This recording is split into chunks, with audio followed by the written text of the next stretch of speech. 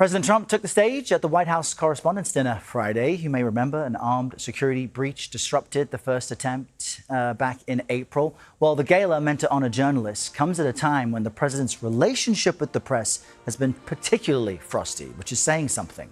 Just last week, he threatened to revoke broadcast licenses of networks that didn't air his address on election security.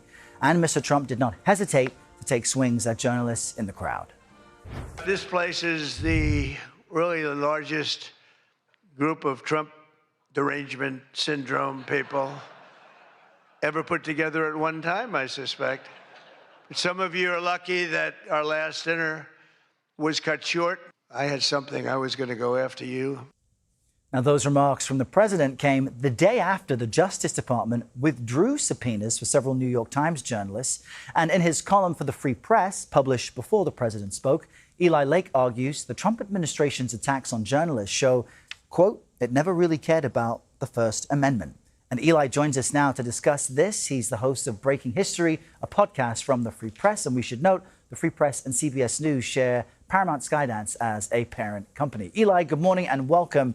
The president made quite a few digs during the Correspondents' Dinner after going then after specific journalists and outlets. What does that tell us about his view of the press currently? This is usually done in jest at the White House Correspondents' Dinner, but what did we see from the president on Friday?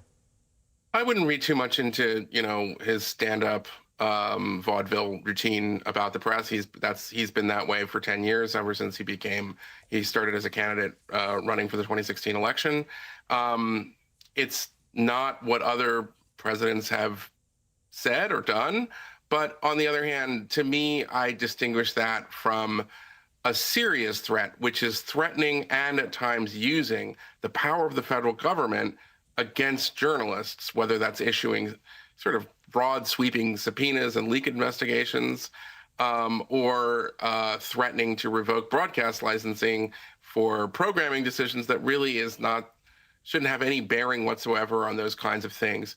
So in my view, it's important to sort of separate, the mildly annoying from a journalist's perspective from something that's more serious. I understand that the president has had a fraught relationship with the elite media for many, many years, and I get it. And that doesn't really bother me. What bothers me is when we see evidence of using the power that is entrusted in the president and the executive branch against journalists. And I think we have to make that clear distinction. And this is what you wrote in your column, which was published before Friday's remarks. And you highlight, as you just did, several instances of this administration moving against outlets. We'll just pull up a portion of what you wrote. Quote, Mr. Trump is using the state to stifle the speech of those who offend him. What do you mean by that? And let our viewers know, what's at stake then when any president does what President Trump is doing? Well, for one thing, I also point out that there were significant different kinds of violations of, I think, our free speech and First Amendment rights in the Biden administration. And before that, I would even go so far as to say Obama. There have always been these kinds of problems. The difference is that when Trump began his second presidency, one of the first executive orders was this, I agreed with the language. It was, we want to support the First Amendment in the Trump administration. We believe in free speech, and no one should be using the powers of the federal government to try to censor another American citizen's right to free speech. That's great with me. And then he has proceeded in various ways, largely kind of through the Justice Department, when we saw almost a year ago, after Charlie Kirk's murder, Brendan Carr, the chairman of the FCC, literally was threatening the broadcast license of ABC News for what I would agree is a tasteless and stupid joke that Jimmy Kimmel made about Charlie Kirk. But at the same time, that's not the role of the government to become, program director for broadcast television. And it's been a theme of Trump's where he's talked about the broadcast licenses and, kind of saying you should give me better coverage. That's the kind of stuff that I associate with banana republics. That's an authoritarian move. It's jawboning the media.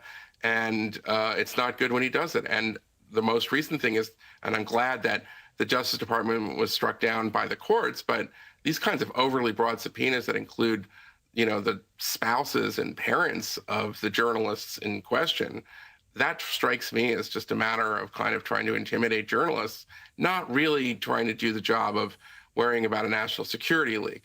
Right. Well, Eli Lake, great to chat with you on this topic. Thank Thanks you. for joining us.